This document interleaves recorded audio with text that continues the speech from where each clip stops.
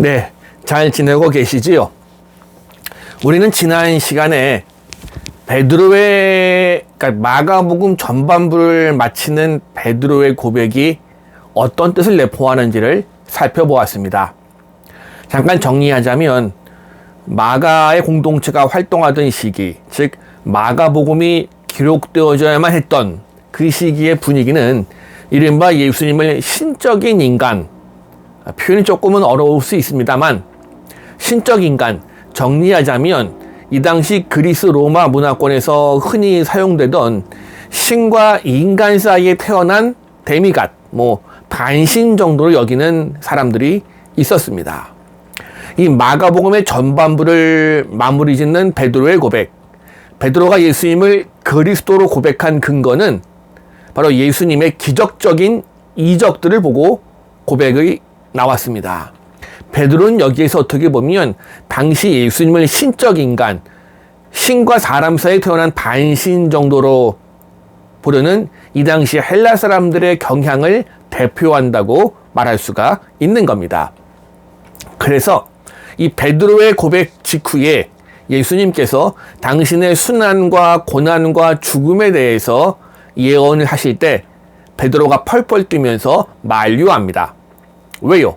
이 당시 또 교회 내에 퍼져 있던 영광의 신학, 그러니까 예수님은 승리했고 따라서 믿는 사람도 승리해야 한다고, 그러니까 믿음 안에서 실패는 있을 수 없는데 그렇다면 현재 이 기독교 공동체가 무력하게 박해받는 것을 감내할 수 없으니 무력 투쟁이라도 벌여서 승리해야 한다는 이 논리의 근거에서 예수님의 순환과 죽음의 가능성을 거부하는데, 이에 대해 예수님은 사탄아 물러가라고, 그런 신적 인간이나 영광의 신학 같은 논리는 사탄의 행동이라고 꾸짖는 것이 예수님의 모습이었고 마가의 중요한 메시지였습니다.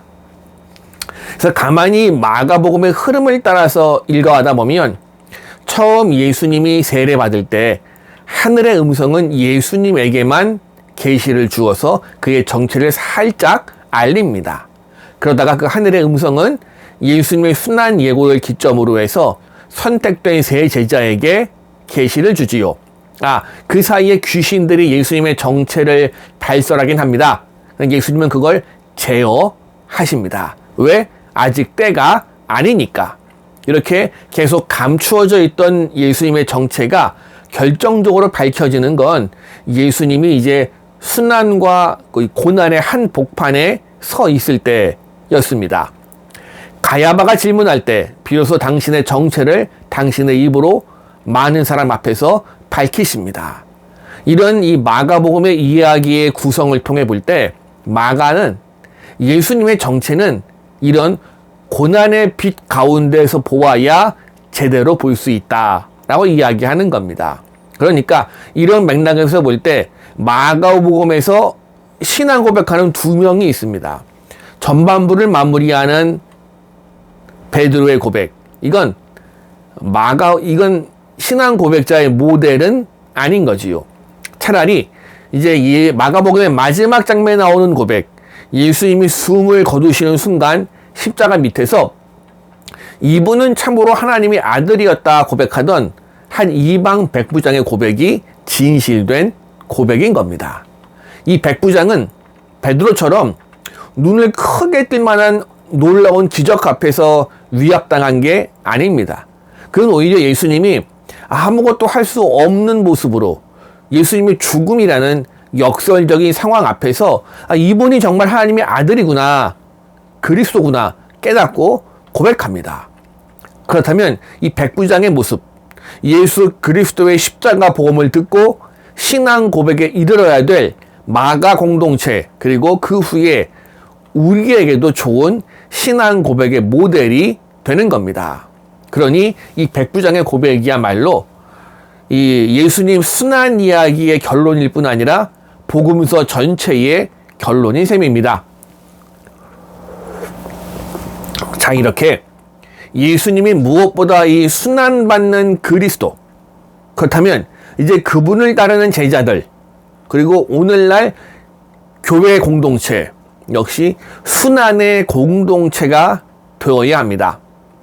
바로 이 점에서 예수님이 당신의 순환을 예고하시면서 계속 가르치신 주제의 핵심이 등장하는데 두 곳만 봅니다. 먼저 마가복음 8장 34절과 35절입니다.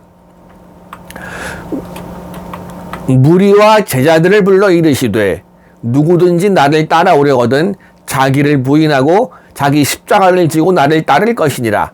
누구든지 자기 목숨을 구원하고자 하면 잃을 것이요 누구든지 나와 복음을 위하여 자기 목숨을 잃으면 구원하리라. 또 마가복음 10장 43절에서 45절 봅니다.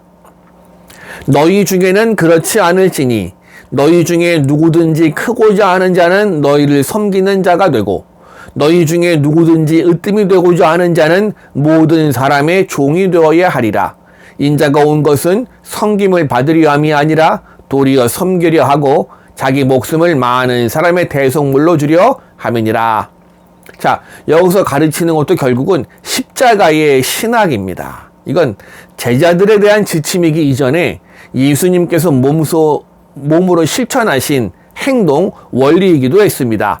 그러니 예수님의 제자가 되어서 그분을 따르는 사람이라면 당연히 십자가의 신학을 따르는 게 옳겠지요.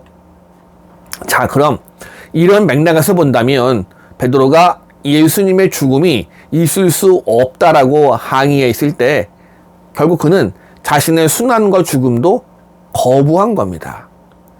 제자들, 마가복음에서 마가가 2번씩이나 전하고 있는 이 자리다툼, 누가 나중에 예수님에 대해서 큰 사람이 될 것이냐, 누가 예수님 옆자리에 앉을 것이냐, 이걸 마가복음을 보면 2번이나 다투는 내용이 나옵니다.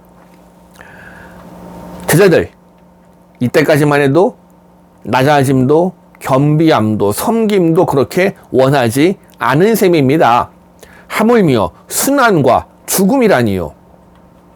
그래서 이 마가복음은 표면적으로 보면 제자들의 완전한 실패로 끝나는 것 같습니다. 그래서 마가복음을 우리가 읽어가시다 보면 제자들은 계속해서 예수님을 오해만 합니다. 그러다 그 오해에서 배척으로 마침내 십자가에서 예수님을 버리고 뿔뿔이 흩어지는 것으로 클라이막스에 이릅니다. 그러나 마가는 다행히 이게 전부가 아니라는 희망을 우리에게 또한 주기도 해요. 마지막 식사 자리에서 예수님 이렇게 말씀하십니다. 마가복음 14장 27절과 28절입니다. 예수께서 제자들에게 이르시되 너희가 다 나를 버리리라. 이는 기록된 바 내가 목자를 치리니 양들이 흩어지리라 하였음이니라. 그러나 내가 살아난 후에 너희보다 먼저 갈릴리로 가리라. 재밌는 건요, 예수님이 부활하신 날 아침 여자들이 빈 무덤을 찾아갔을 때 그곳에 있던 이가 이렇게 이야기합니다. 마가복음 16장 7절입니다. 가서 그의 제자들과 베드로에게 이르기를 예수께서 너희보다 먼저 갈릴리로 가시나니 전에 너희에게 말씀하신 대로 너희가 거기서 배우리라 하라 하는지라. 여기에 보면 공통된 지명이 등장합니다. 눈치채셨지요? 갈릴리입니다. 마가복음에서 갈릴리는 먼저 복음의 출발점이라는 의미를 가집니다. 처음 예수님이 제자들을 모아서 갈릴리에서 시작한 사역, 십자가에서 예수님의 죽음과 함께 끝납니다. 실패처럼 보입니다. 그러나 제자들 이제 그 갈릴리에서 부활한 예수님을 만나서 새롭게 재출발도 하는 겁니다.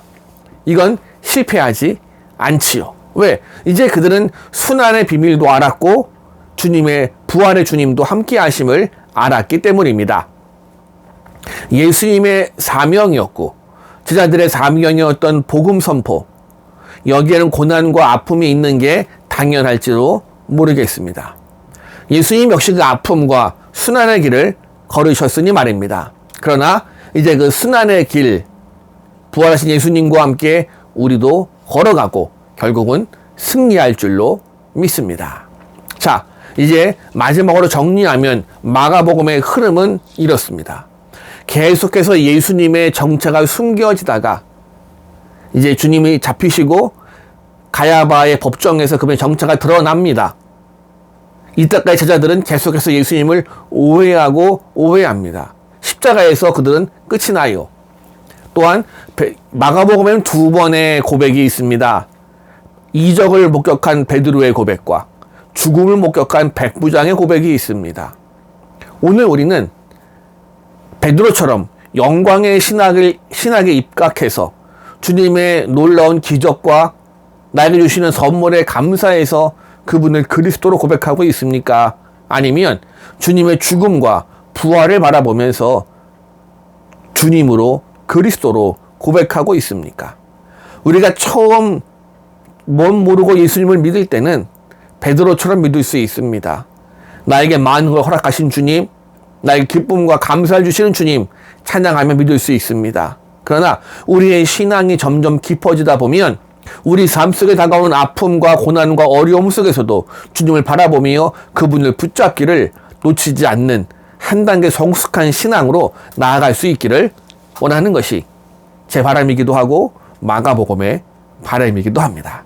감사합니다.